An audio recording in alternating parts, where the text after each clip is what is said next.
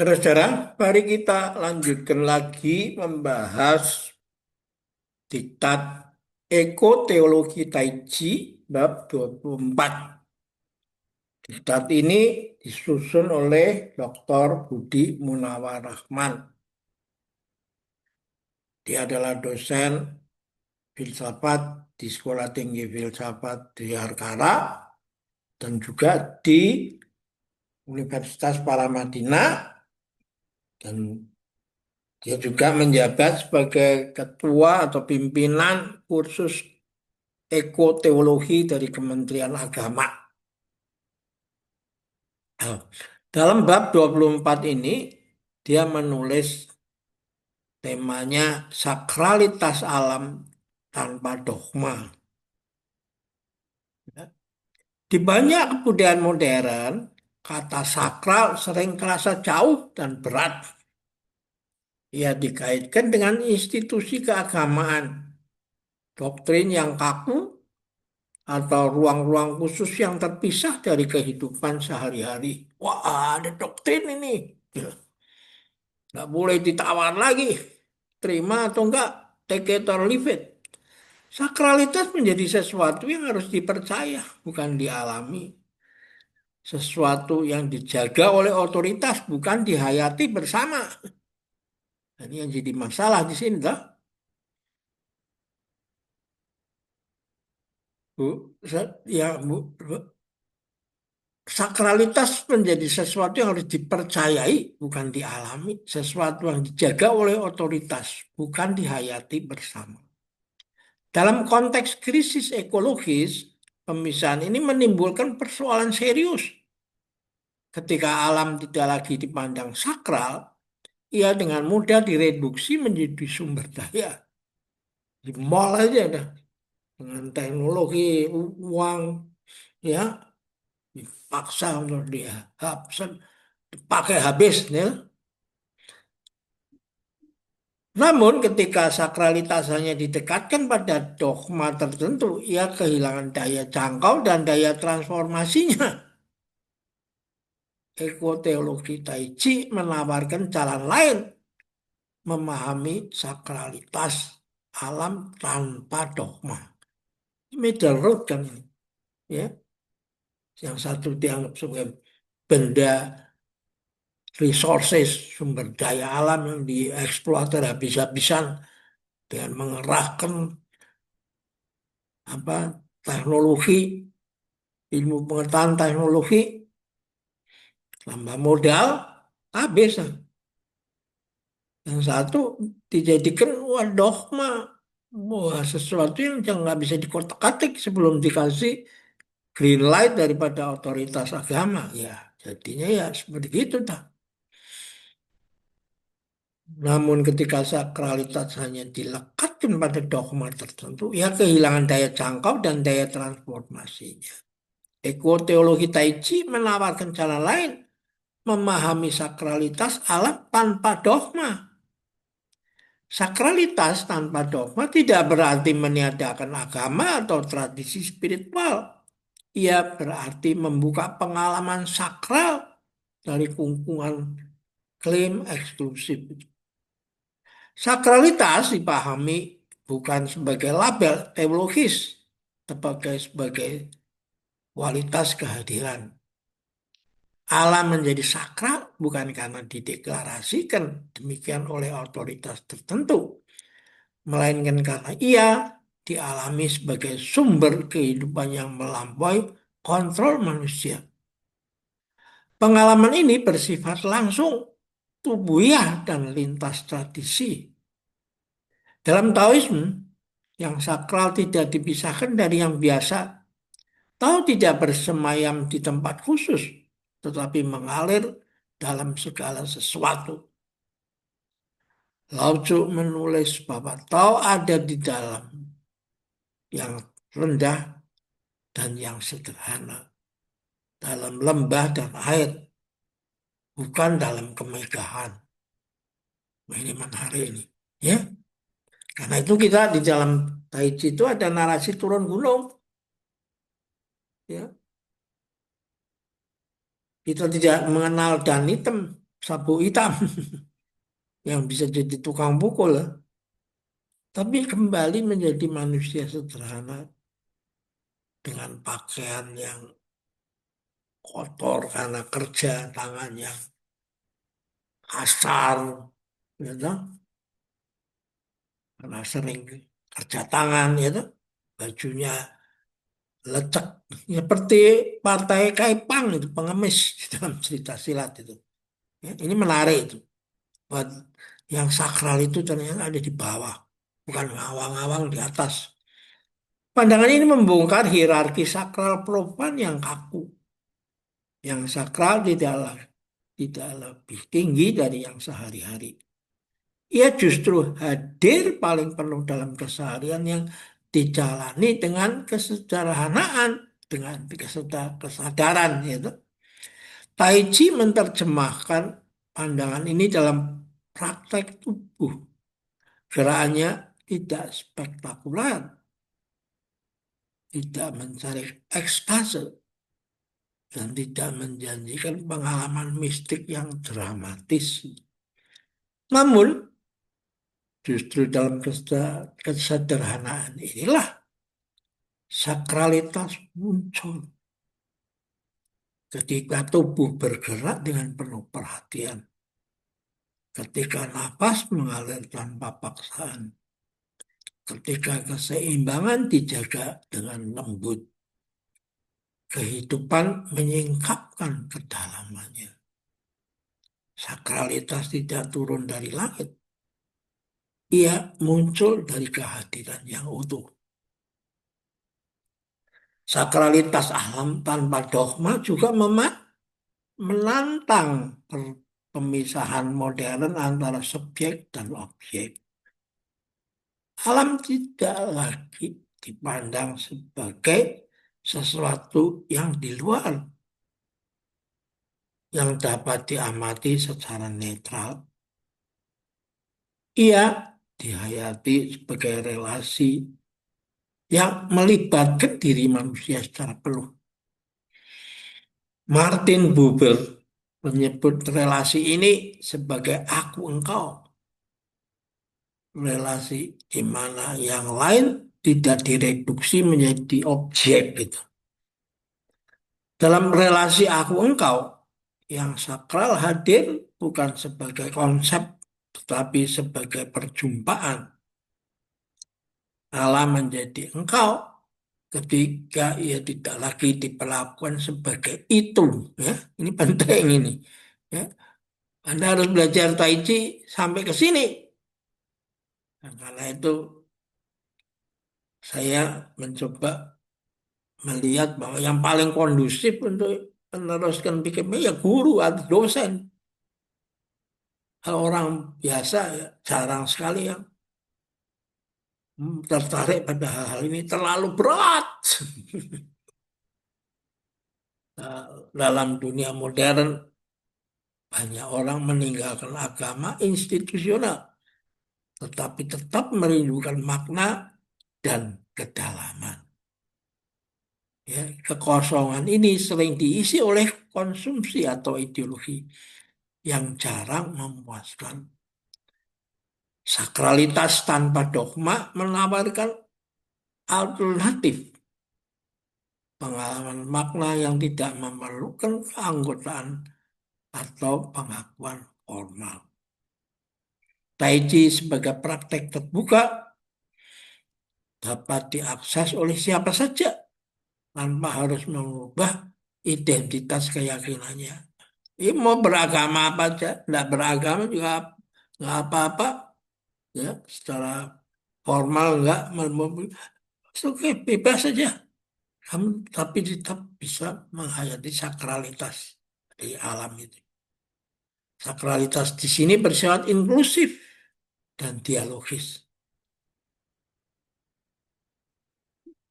Mireya Eliade membedakan antara ruang sakral dan ruang profan, tetapi juga mengingatkan bahwa dalam banyak kebudayaan tradisional, pemisahan itu tidak absolut. Ya. Sakralitas seringkali menyusup menyusupi kehidupan sehari-hari melalui ritus musim dan gerak tubuh. Ekoteologi Taiji memulihkan intuisi ini dalam konteks modern tanpa harus menghidupkan kembali ritus lama secara literal. Gerak Taiji menjadi ritus baru yang sederhana dan hidup itu. Sakralitas alam tidak tanpa dogma juga berfungsi sebagai kritik terhadap fundamentalisme, baik religius maupun sekuler. Fundamentalisme cenderung membagukan yang sakral dalam bentuk doktrin yang harus dipertahankan, seringkali dengan mengorbankan kehidupan nyata. Dalam sejarah, klaim sakral yang kaku telah membenarkan penaklukan alam dan penindasan manusia. Ekoteologi Taiji menolak penggunaan sakralitas sebagai alat kekuasaan. Yang sakral tidak menuntut pengorbanan kehidupan, tetapi mengundang perawatan. Simone Weil menulis bahwa yang sakral dalam diri manusia adalah kemampuannya untuk menderita dan berharap, bukan identitas atau doktrin yang melekat padanya. Pernyataan ini dapat diperluas ke alam. Yang sakral dalam alam bukan status metafisikanya, tetapi kerentanannya sebagai sumber kehidupan yang dapat dilukai. Sakralitas tanpa dogma berakar pada pengakuan akan kerentanan ini. Taiji melatih kepekaan terhadap kerentanan melalui tubuh. Tubuh manusia tidak kebal, ia rapuh, terbatas dan bergantung. Dalam latihan, kerentanan ini tidak disangkal, tetapi diterima. Dari penerapan inilah penghormatan muncul. Jika tubuh sendiri rapuh dan berharga, maka alam yang menopangnya pun layak dihormati. Sakralitas muncul dalam sikap hormat, bukan sebagai klaim kebenaran itu. Dalam banyak tradisi filsafat barat, sakralitas sering diasosiasikan dengan transendensi yang jauh. Tuhan dipahami sebagai yang maha, lain, terpisah dari dunia. Teologi Taiji tidak menolak transendensi, tapi menekankan imanensi yang ilahi hadir dalam dunia, dalam gerak dan napas. Spinoza menyatakan bahwa Tuhan atau alam adalah satu realitas yang sama. Pandangan ini membuka kemungkinan sakralitas yang tidak bergantung pada dogma, karena yang ilahi dihayati melalui partisipasi dalam kehidupan itu sendiri. Sakralitas tanpa dogma juga memiliki implikasi etis yang kuat. Ketika alam dihayati sebagai sakral, merusaknya bukan sekedar kesalahan teknis, tapi pelanggaran terhadap relasi yang bermakna. Dalam benar ini. Namun karena sakralitas itu tidak dilembagakan dalam hukum agama tertentu, ia tidak memaksakan diri menjadi sanksi eksternal. Ia bekerja melalui kesadaran tanggung jawab dan tanggung jawab. Etika yang lahir dari pengalaman sakral semacam ini cenderung lebih tahan lama karena ia berakar pada makna yang dihayati, bukan pada ketakutan akan hukuman. Hans Jonas menekankan bahwa etika masa depan harus berakar pada rasa hormat terhadap keberlangsungan kehidupan. Rasa hormat ini mendekati apa yang disebut sakralitas tanpa agama, tanpa dogma, sorry. Ia tidak memerlukan pembenaran metafisik yang rumit, tetapi menuntut kesadaran akan konsekuensi tindakan manusia terhadap kehidupan yang rapuh. Tai Chi membantu membangun kesadaran ini melalui latihan yang menghubungkan tindakan kecil dengan keseimbangan keseluruhan. Namun penting untuk mengakui keterbatasan sakralitas tanpa dogma, tanpa struktur sosial dan politik yang mendukung. Pengalaman sakral akan tetap bersifat personal dan tidak berdampak luas. Ekoteologi Tai Chi tidak mengidealkan pengalaman individual semata. Ia mengakui perlunya institusi dan kebijaksanaan, tetapi menekankan bahwa tanpa pengalaman makna yang hidup, institusi mudah kehilangan arah. Sakralitas tanpa dogma berfungsi sebagai sumber inspirasi dan koreksi, bukan sebagai pengganti struktur. Dalam dunia yang plural dan terfragmentasi, sakralitas tanpa dogma memiliki potensi dialogis yang besar. Ia memungkinkan perjumpaan lintas iman dan pandangan hidup tanpa harus menyamakan keyakinan. Pengalaman gerak, napas, dan kehadiran dapat dibagi tanpa perdebatan doktrinal. Tai Chi dalam hal ini menjadi ruang perjumpaan yang hening namun mendalam. Dan dalam perjumpaan ini, solidaritas ekologi dapat tumbuh melampaui batas identitas. Bab ini, 24 ini menegaskan bahwa pemulihan relasi manusia dengan bumi membutuhkan pemulihan rasa sakral yang tidak eksklusif dan tidak memaksa itu. Sakralitas alam dan tanpa dogma mengundang manusia untuk kembali merasakan kedalaman kehidupan dalam hal-hal sederhana. Ia menawarkan jawaban final, tetapi membuka ruang bagi keheningan yang bermakna. Dalam gerak Tai Chi yang pelan dan setia, bumi tidak dikotbahi, tetapi didengarkan. Waduh, ya ini luar biasa. Bagaimana Pak Budi ini bisa mempinpoint ya pandangan-pandangan ini tuh setelah membaca sedemikian banyak literatur itu. Dari pendengaran inilah rasa hormat tumbuh. Dan dari rasa hormat yang hidup, etika perawatan menemukan akarnya yang paling kuat. Di sanalah sakralitas alam menemukan bentuknya paling relevan bagi dunia yang majemuk dan terluka. Ya, sebelum masuk dalam daftar pusaka, saya akan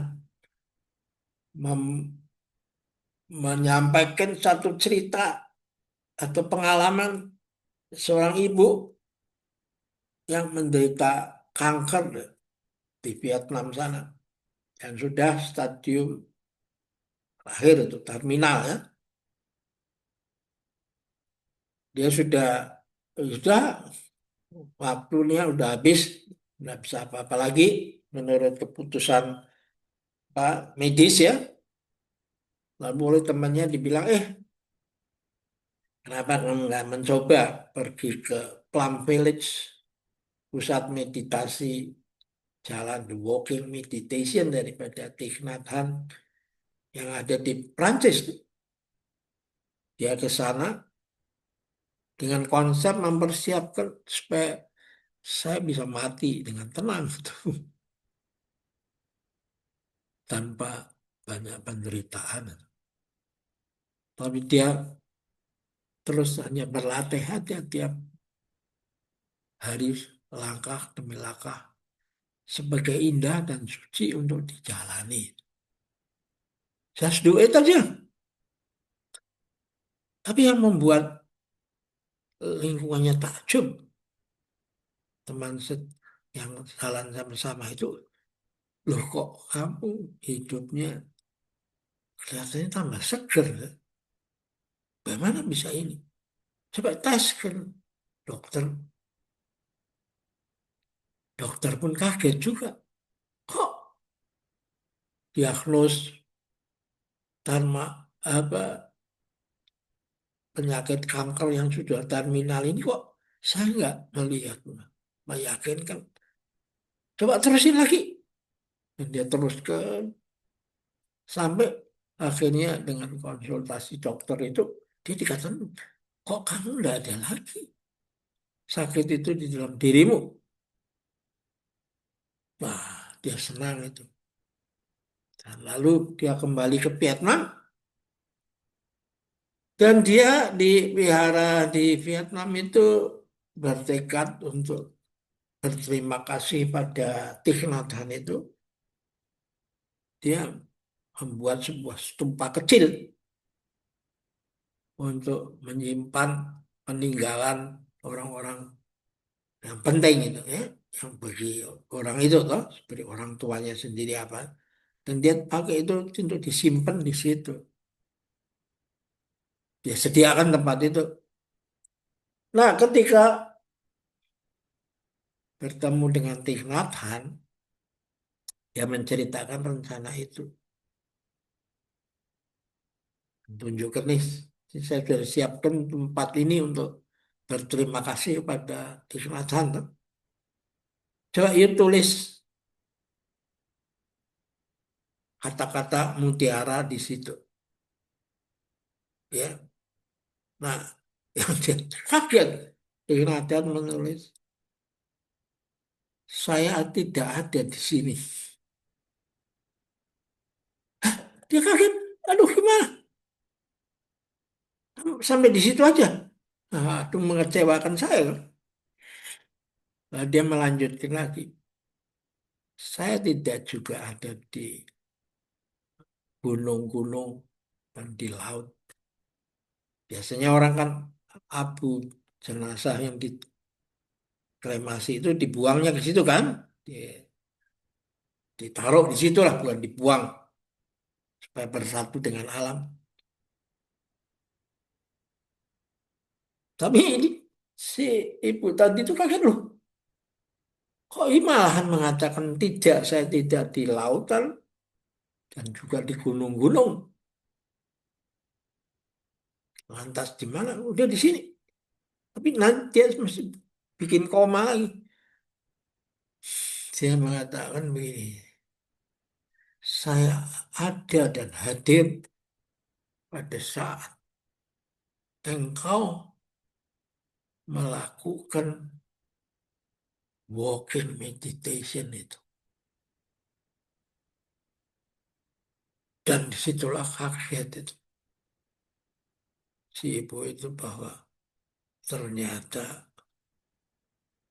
ilmu dari gurunya itu sesuatu yang luar biasa. Yang jauh dari sekedar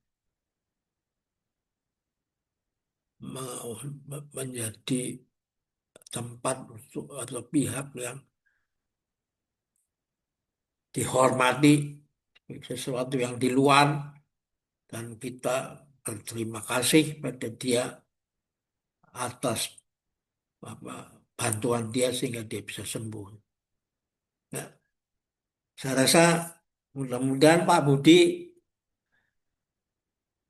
apa bisa berkenan eh, apa dengan komentar yang saya berikan tentang sakralitas ini ya. Kita masukin sekarang pada daftar pustakanya. Udah dicatat sendiri ya. Gimana ini saya? Ya kan? Ini kan pertemuan antara ancient wisdom di zaman lama kan, ya, bahwa ilmu pengetahuan dengan kearifan kuno ancient wisdom itu telah bertemu dan diolah oleh Budi Munawar Rahman ya. Oke, ya, banyak nih ya. Nah, cukup saya rasa sampai di sini dan sampai jumpa lagi dari pada pertemuan berikut. Karena kita sudah mendekati akhir daripada jilid ketiga yang jumlahnya semua itu terdiri dari jilid satu 2 3 menjadi 30 bab. Ya, ditambah pendahuluan itu menjadi 31. Nah, bahan-bahan ini bisa kita jadikan atau Anda jadikan renungan harian itu sebagai food for thought, food for your spirits ya. Karena ini bukan informasi kan, ini satu kedalaman daripada satu pemahaman dan sikap kita hanya terus memperdalam, deepening dan broadening ya. Oke, sampai jumpa lagi.